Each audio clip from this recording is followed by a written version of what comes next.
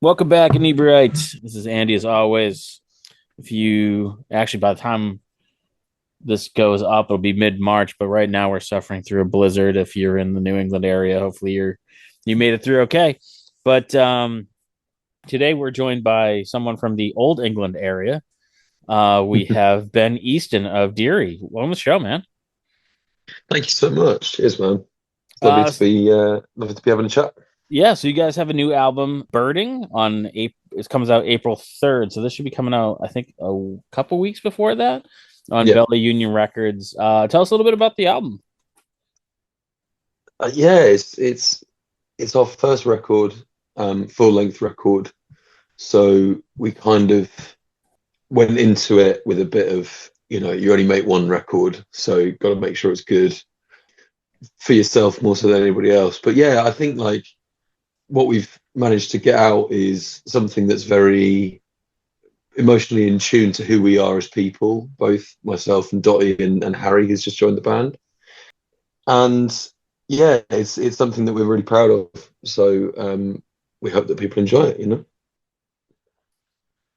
I think that's one of those really interesting things about music is, especially like, you can almost tell what's going on in a musician's life if they're like that kind of emotionally tuned into their album. Like if you listen to their album, you kind of be like, oh, I can kind of see that, maybe this time in life was harder for them, based on the vibes of the album. Is that something you feel like you've always had in your music, or is that I something? think yeah, I think it's kind of it's always started from that base point of emotion because that's the kind of people that when me and Dottie started, that was something that we sort of um shared a bond with was the fact that we just felt quite emotive people. Like me personally, I grew up playing shows when I was a teenager in London in quite a sort of angular, sort of post-punky scene, um, post-punky sort of indie scene, and Yeah. it was very sort of male heavy and guitar driven, and I often came away from those gigs just feeling a little bit like a bit soft for it. And I know that Dottie had struggled in the same way, being quite a softly spoken, but also just sort of quite a soft, sort of gentle person. Sometimes in the music industry in a big city like that, it can be quite tough. So when we started, it was very much sort of like we've come together because we want to do something that's a little bit more emotional, and that's kind of where everything kicks off with the Deary stuff, really. We start with making the music and seeing what emotion or seeing what feeling comes from then, and then Dottie comes in and sort of sees what lyrically where she thinks that song sits in her own emotion. But in terms of in terms of this new record, we didn't necessarily go in going we're going to make the most emotional thing that we've ever done. We just went in. Um, we went into the sessions and into the writing process off the back of a fairly dark time for both of us. Maybe not dark, but it was kind of a lot of transition and a lot of change. Dottie moved away from London. She moved to Brighton. I moved out of the city. I quit my job, went through a bit of a struggle with, sort of finding what I was supposed to be doing. And so, yeah, it kind of very naturally on this new record came to be because it was just influenced by what was going on around us. It's funny you're talking about like going through transition, and just in my head, I'm like, is there ever a time where we're not going through transition? I feel like that is such like a constant. Yeah. I feel like it's almost you kind of find comfort when you're like, no, this is just things are always going to be transitioning, and I'm okay with that. Well, yeah, I mean, for me personally, like I said, because I started music quite young and had this sort of wide-eyed view of what music will eventually become for me, which was, become a fucking rock star or, when I was very, very young. I was sort of blinkered by that through quite a long period of my career thus far has been, you know, trying to search for that validation from other people, trying to search for the for someone to sort of slap you on the back and go, yeah, that song's really good, man, or that song really connected with me emotionally, and all that kind of stuff. And you actually get to a point, and I'm very glad that we got to this point before we started the record. You get to the point where you go, I actually don't really give a shit about what other people think about my art. In a negative way. When people love it and people, fans tell us that they love our music, it's obviously very, very rewarding and brilliant. But it's more about whether we like it ourselves and whether we think that it reflects our, human experience or reflects the kind of headspace that we're in at that time. And yeah, going back to the transitional thing, our last EP, which was called Aurelia, was all about metamorphosis and transition and transformation. And you're right, it was kind of it's not like we transition into something. It's just you transition from one thing to the next, and now it's the next transition and the next change. So it's kind of, yeah. As soon as you realize that, you kind of realize that it's almost like a cheat code. You kind of go, oh, actually, it's cool. It's cool to just keep changing and changing and changing. Yeah, Um, it's I want to, and I could be attributing this quote to the wrong person, and I'm going to summarize because I don't know it word for word, but I think it was Chris Hardwick who's like, you never have that spiking the football moment in life, no, because no. just like you'll hit one goal and then you wake up and you have to make breakfast the next day. It's like there's no end until our movie until it's like lights out. Until it's done, and yeah, and it's weird. I think I put a lot of pressure on the record, um, just by virtue of being a huge fan of the record. Do you know what I mean? Mm-hmm. Like my favorite albums have defined so much for me personally. Um, and when you start comparing your own music to the music the music of the idols that you sort of admire, you go, wow, there's no way that I can make something because it's going to be absolutely terrible in comparison. So I won't I won't even attempt it, or I'll sort of slowly attempt it with um, a single, an EP. I'll slowly do this. But actually, after making our first record, it wasn't as daunting as you think, and we made it and we finished it off in October last year. I remember the last day that we mixed it. So we mixed the record as well with our producer Iggy. And I remember finishing it and we went for a meal afterwards and a pint. And I I went, I've actually got some ideas for the next record. And everyone went, Ben, just fucking like stop, like slow down, you know. Yeah. But that's true. It's like, we've spent on this record, we spent a good 18 months from door to door, from the first spark of an idea to actually finishing the thing and packaging it up and sending it off. And you just can't stop. You just can't rest on your laurels. It's like, no, we've got more to do. You listen back to the record and you go, there's a few little bits that I'd love to tweak, and so it's constantly moving and constantly morphing, which I think is so important. Yeah, and I mean it's like I'm going to speak a little bit for you, but like Mm, when you're in our position that you get to do something you love, it's like why would I want to stop? Like no, a lot of people to me are constantly like, "Oh, you need like a day off. You need a day off." And I'm like, "Well, one, if I take a day off, this whole system comes to a stop and then I have to start it up again, which is, mm, with this blizzard that just passed has been a mm, real, I was forced to take like essentially 2.5 days off, and then trying to get the ball rolling again is very difficult. But yeah, those 2.5 days where I sat around the house, I was bored to tears. Like I was like I really like doing what I do, and it's the idea of taking time away is like to do what? Like I mean, yeah. I think what's really strange. I think there was a moment over the last 5 years or so since me, Dottie, and now Harry sort of joined together, where we sort of wanted to change our mindset from, oh, we do music on the side of our life, to actually we are musicians, but we have Hmm. to have day jobs because money's really tight and there's Yep. no money in streaming. But that's another topic of conversation. The point was that it was a mentality shift of what do we view this, what do we view this,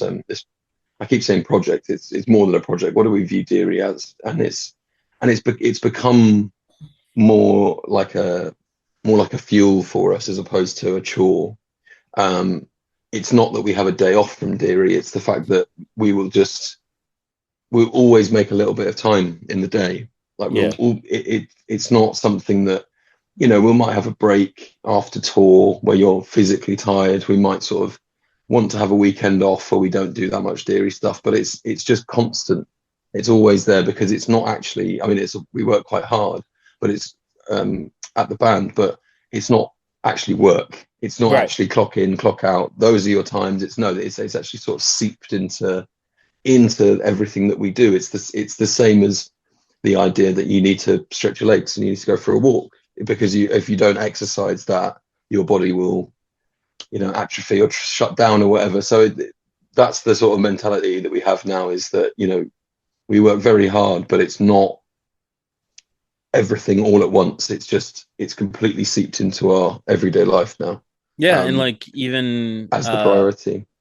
even when I like take time for myself, like I'll go see a band and then Mm, I'll run into someone there and it'll be like, "Oh, hey, let's set up time for a call or an event." And exactly. you're kind of just always on. Yeah, and I think that's beautiful because it also sort of shows you or informs you as to what you find valuable and what you think is worth your time. Um, so there's no like invaluable moment spent on your creative passion or your art, really. Even if it's, I've spent 6 hours trying to get a fucking snare sound that I can't get, it's not a waste of time. It's an experience, and it's an hour gone into your craft, so yeah.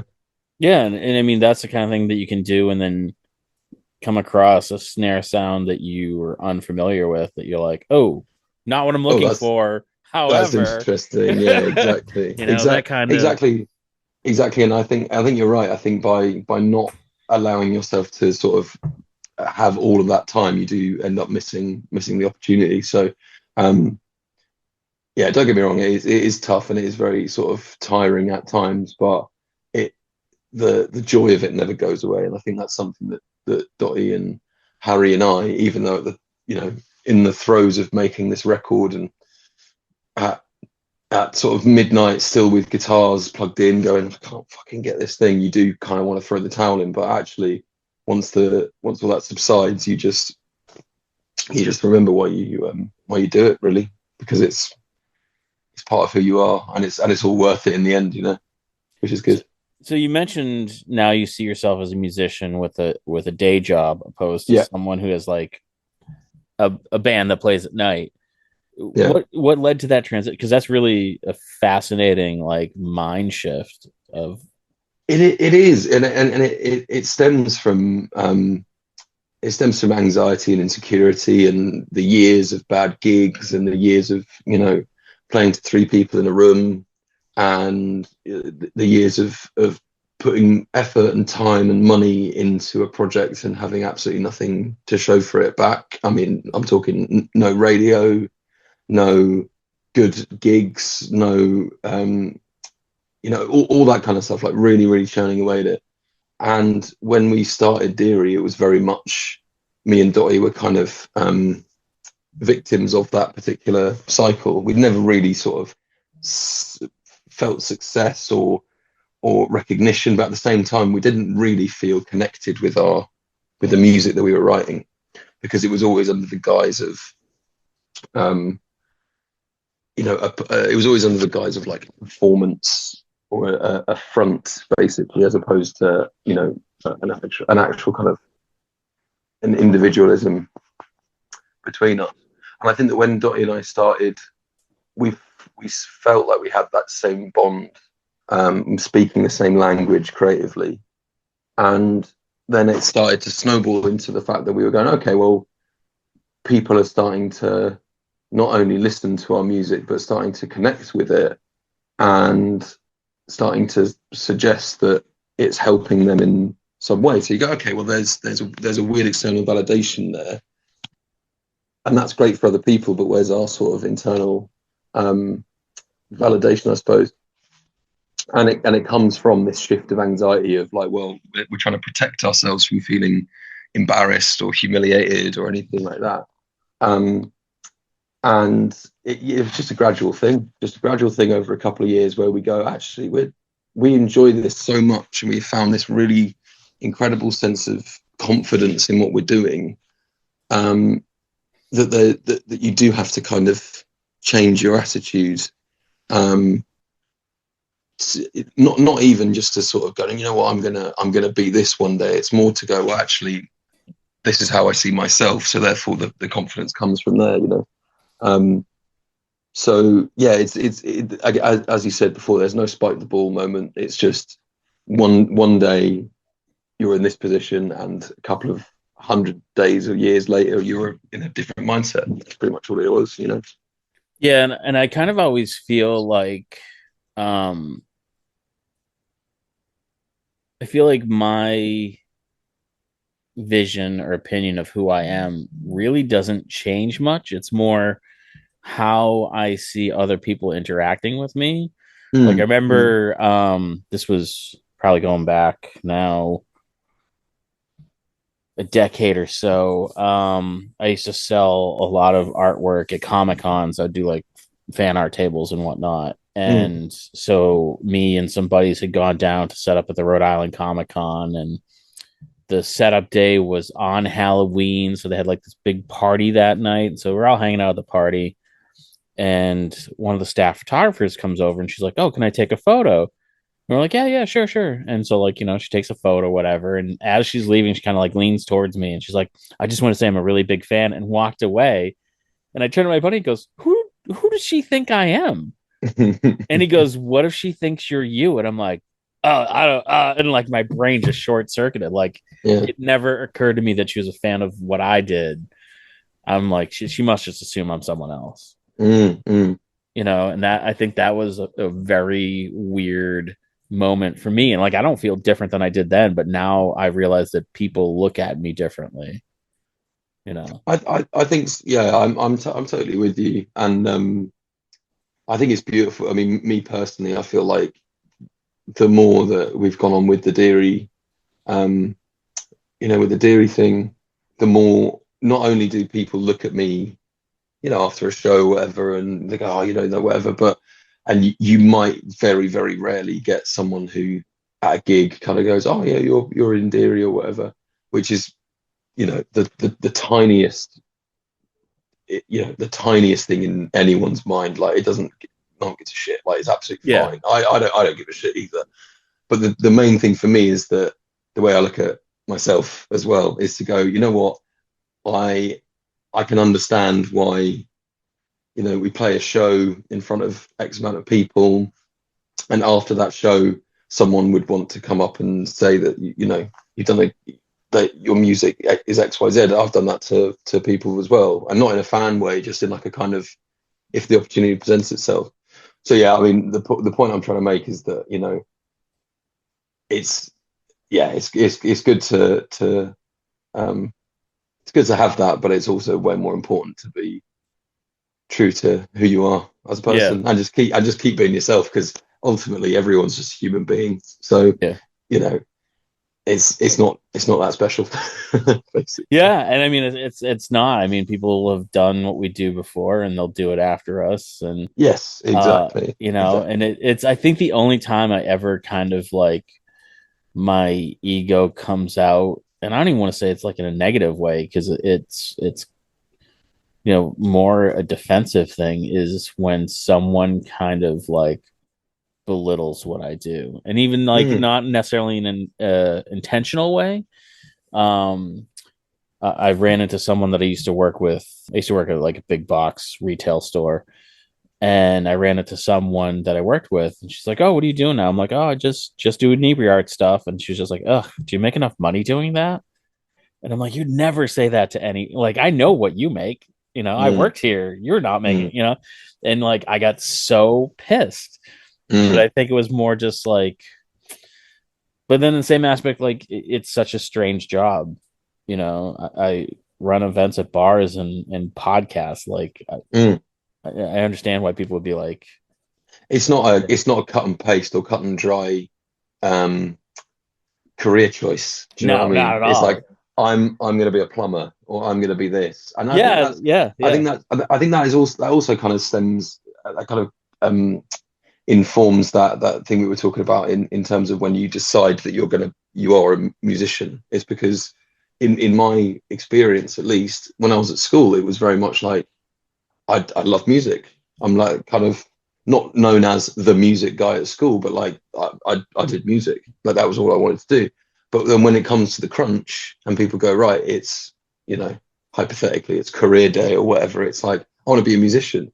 The amount of negativity that you get from teachers and staff and even your peers at that point being like, there's no money in that, or that's not really a job, you know. yeah, Um, which kind of in a weird way sets you back a lot, especially in the UK where we've got this incredible rich culture of some of the most important musicians in the world that the world has ever yeah, seen, for but sure. um, we have no institutions in place to fund musicians to have their own salary or um, I know this fairly well, but in France and Ireland have just started doing this as well. They run programs where if you can prove that you're a musician or an artist or a creative or whatever, the government will give you essentially some sort of benefit, Oh living wow. salary or blah, blah, blah, blah. So we have none of that in this country, despite the fact that our global exports of musicians is, yeah, it's right up probably there. It probably kind of per defines, capita bigger than anywhere else. yeah, Yeah, it kind of defines Britain in some ways. Um, but then again, kids at school like me, like Dottie, like Harry, as soon as we go, oh, we want to be a musician, they go, there's a lot of hurdles and a lot of barriers in the way to allow you to do that. Um, and unfortunately, it does come down to money and it does come down to success and whether people buy your records and whether people listen to your music, because that's essentially how you make your money. But um, yeah. It's so like yeah. my favorite bit of advice, because when I've done interviews, people be like, "Oh, if someone's interested in whatever, like, what advice would you give them?" And my favorite advice is don't do it. And the reason behind that is because if me saying don't do it is going to stop you, you have no business even attempting it. Yeah, You know, exactly. Yeah. because I'm going to be one of 1,000 voices that's going to be judgmental or look down upon you because you don't have that plumber job. Mm, And it's pretty crazy. But then at the same aspect, they'll pay $5,000 to go see Taylor Swift, and it's yeah. just like it's this weird disconnect. Like once you've already achieved that icon level, then they're like, oh, that's fine. Yeah. But if you're that guy Well, who's not even just starting out, but like doing okay, then it's mm, I think that's kind of another thing that definitely spun it for me. I mean, I grew up listening to. I mean, the band that really got me into wanting to be in a band was Arctic Monkeys because I was oh yeah, sure, 12 yeah, when that first record came out, and obviously it was this huge like cultural moment. But I just went, I can really relate to um, scruffy, spotty teenagers with guitars playing kind of like emotion. I'll say emotional, not really emotional, but just sort of angular music and speaking about their experience or whatever. And I was like, oh yeah, that sounds great. So there's always been this weird touchstone in the back of my mind, which is okay, well, they made their first record when they were 19. So what am I going to be doing when I'm 19? And you eventually go, well, I have to get to a certain level in order to make money, in order to yeah, live this particular lifestyle. And actually, it was the unraveling of pretty much the entirety of my 20s for me to go complete bollocks. Absolutely doesn't mean shit, Yeah. and it's way more important. And people make a living doing music, and they are not household names. They are not global stars. They are not this, that, and the other. And you're like, well, yeah, of course, because it is way more important than that. And I think, since we've started working with Simon Raymond and the Bella team, they've kind of instilled that even more so. There's no pressure. There's no um, requirement for you guys to make a really good record and then make sure the next one's really, really good and blah, blah, blah, because we're looking at the units, we're looking at the sales, we're looking at, the demographics. It's a lot more freeing to be like, make your art. We will support you and help you to make that art and to get that art as wide as possible. And everything other than that is an added bonus. If we make enough, um, if we sell enough records, then maybe you'll get to quit your job one day, and maybe you can focus on this full time. But in the meantime, let's just have fun doing it. So it's kind of, it's a lot more freeing now. It, That it pressure's gone. I just find it bizarre, and it's definitely more a I shouldn't say more. I know it is a very big thing here in the US. I don't know if it's the same over there, but Mm, where money is more important than your happiness. And it's like one of the, like, if you look at people's life expectancy, one of the like number one things is like sense of like uh not important and important, but like you have a like purpose. sense of purpose. That's the word I'm looking for. Yeah, And yeah. happiness are like the number one things to your longevity. And you're like, so people are killing themselves, literally killing themselves for money that they won't be around to spend. Hmm. You Yeah. know, I think the day the day that I knew I was never gonna chase that kind of paycheck, it was just great, man. Because you do look at it and you do you go, remember it specifically? Because I remember mine. Like it was very clear. I think again it was probably school, and I think it was informed by me liking the music stuff, but it was the fact that I didn't go and do economics class or like, anything to do with the business side of things. It was the fact that, I actually the big thing was being an intern.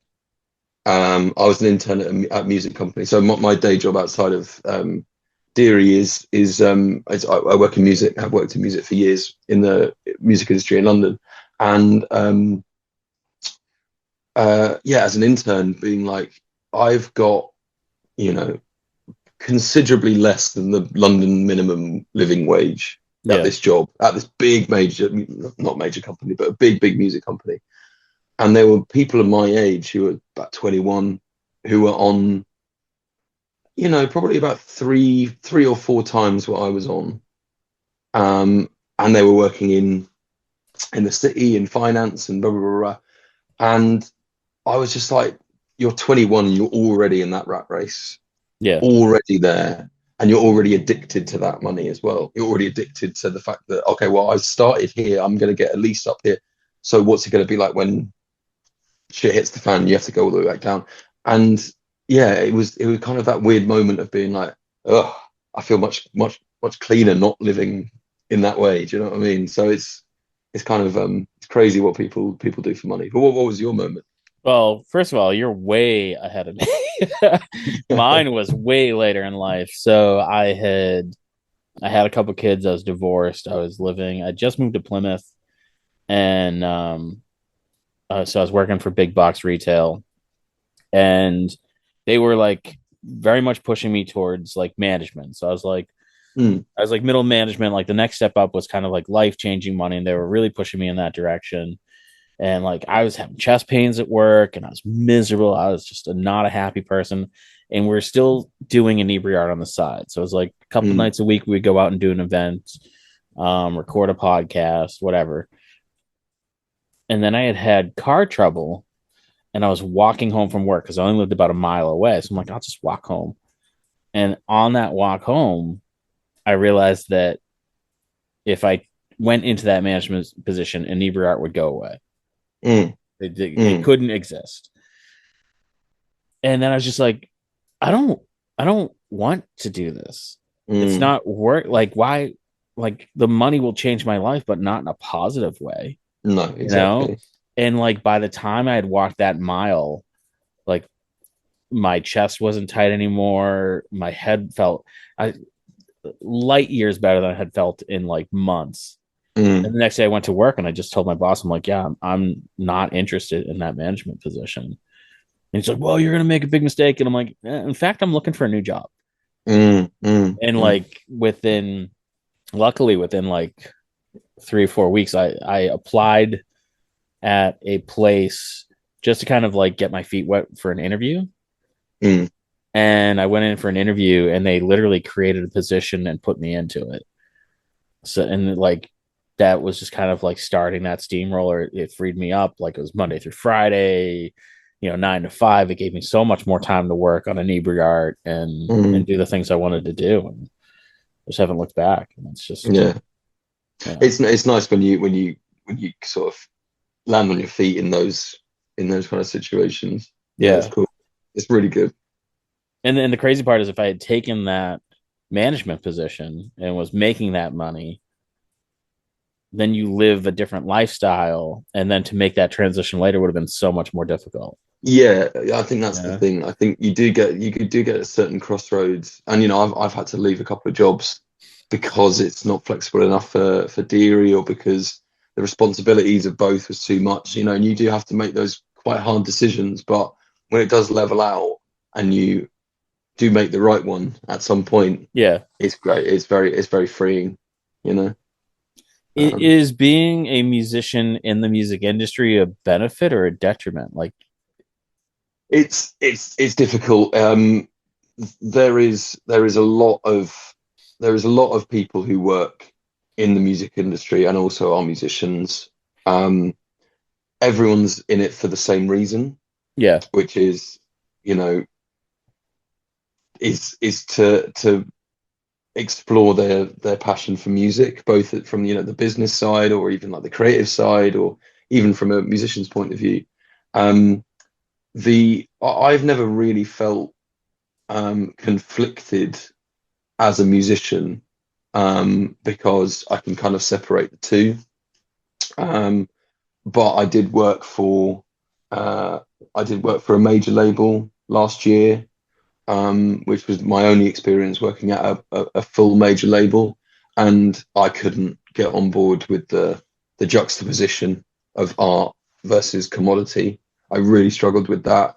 Whilst we were making the Dreary record, whilst we were making Birding, I was having to do that at the weekends, but then during the week I'd have to go in and talk about why we can't do this particular repress of this particular album because it won't sell XYZ, and being quite cutthroat with somebody's art. And I just found that as a musician um, very conflicting, and I ended up having to leave for lots of reasons. But being there when sales guys are making those calls and have no idea to who that artist is or what their demographic is. They just know that it won't do 10,000 units or whatever. It's just very sad to kind of see in action. But for the most part, it's great. You also like to think that people who work in music and are passionate about music will understand that my passion for music requires a little bit of flexibility. You know, yeah. a little bit of compromise, and for the most part, yeah, it's good in that sense. And I feel like it's once you get to that major, and this is my assumption, I can't speak from experience, but like when you get to that major, like, industry level where you now have accountants and lawyers, and Hmm. it is less about the art. It's Yeah, yeah, you know definitely. I think it's a different form of art. I think it's kind of a more capitalist, commodity-driven form of art. Obviously, the actual music that the artist has produced, yeah, we're talking. There's some really, really great stuff. There's some obviously not so great stuff. But but these people who work at at those companies, for the most part, absolutely lovely people and passionate about music and XYZ. But there is that kind of disconnect, also disconnect between the fan and the audience as well, because you know these artists are so big. Some of them are so big that how can they connect to their audience, because they're going to be Yeah, yeah. very, very distant. Not only, if they're playing like a fucking arena, but Right. also their social. They're not on their social media. They're not controlling their social media. Um, so therefore, the communication that the fans are having are with marketing departments and social media people, and you know, it's not with the artists. So, and I feel like that's something that does get lost the more kind of industry you get, you know. Um, which is kind of one of the main reasons why, well, it's not the main reason, we never got approached, but like which is why we're staunchly independent and will always be independent, just because it's a lot more kind of who we are, I feel like it's a bigger and bigger growing movement for that kind of independent musician.